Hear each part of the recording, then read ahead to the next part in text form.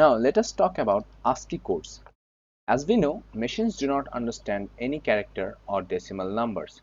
It only understands binary zeros and ones. Every character in Python is associated with an integer number called the ASCII code. A character is first converted to its corresponding ASCII code, then that ASCII code is converted to a binary number and stored inside a memory. ASCII stands for American Standard Code for Information Interchange.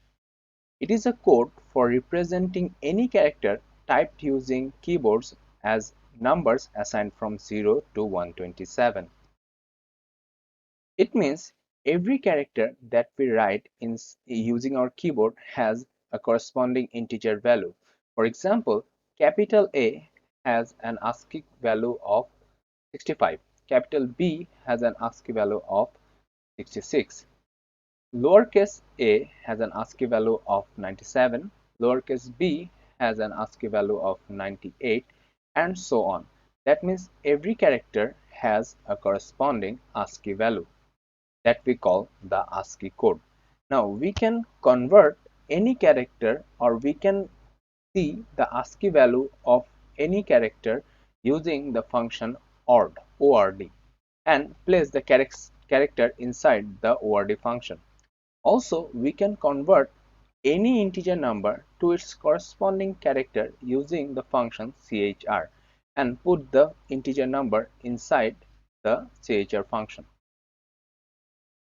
For example, we have passed a lowercase a to the ORD function.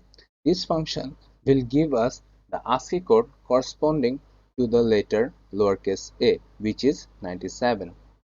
In the second example, we have passed uppercase a to the ORD function. So this function will give us the corresponding ASCII code of capital A, which is 65. In the fourth example, we have passed the value 97 to the char function. It gives us the character corresponding to the value 97, which is lowercase a. In the fifth example, we have passed the value 65 to the char function, which gives us the character corresponding to the value ASCII value 65, which is capital A.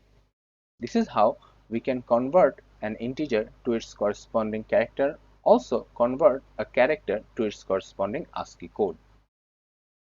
We have an ASCII table here that represents all the characters that can be typed using the keyboard and their corresponding ASCII values or ASCII codes in decimal, hexadecimal, and octal format.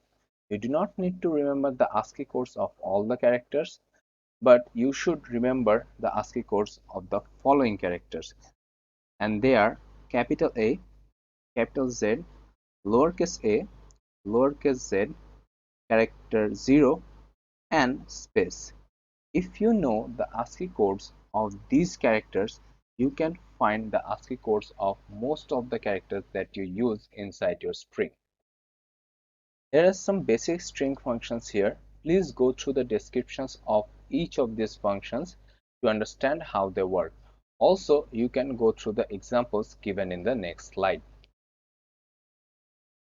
But one thing to mention here is that in the first three functions, it says it returns a copy of the string in a particular format.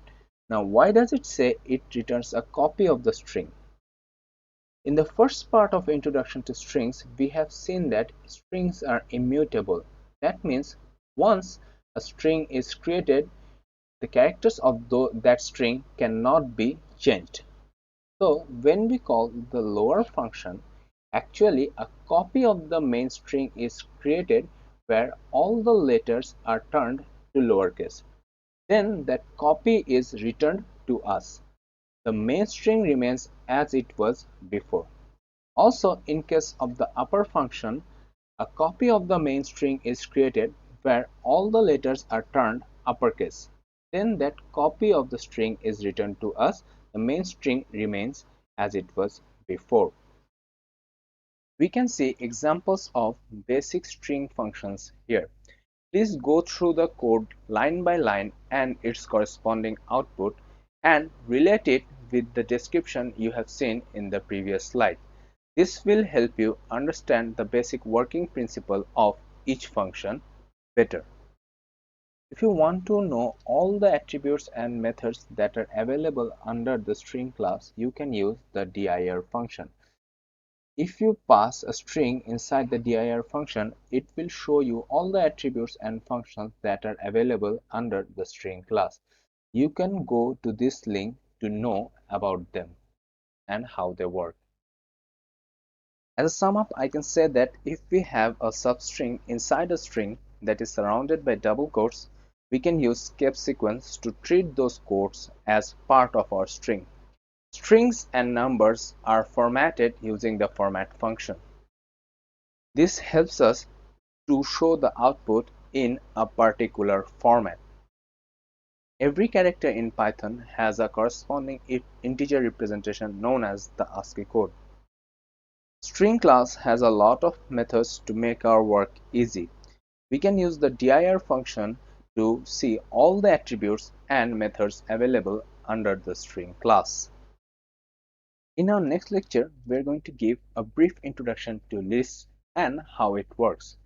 We will also talk about different list manipulation techniques like creating a list, how the elements inside a list are indexed, adding, accessing, and removing elements from a list, list mutability, how we can slice a list, and how we can concatenate two different lists into one. Thank you for attending today's lecture. See you all in our next lecture.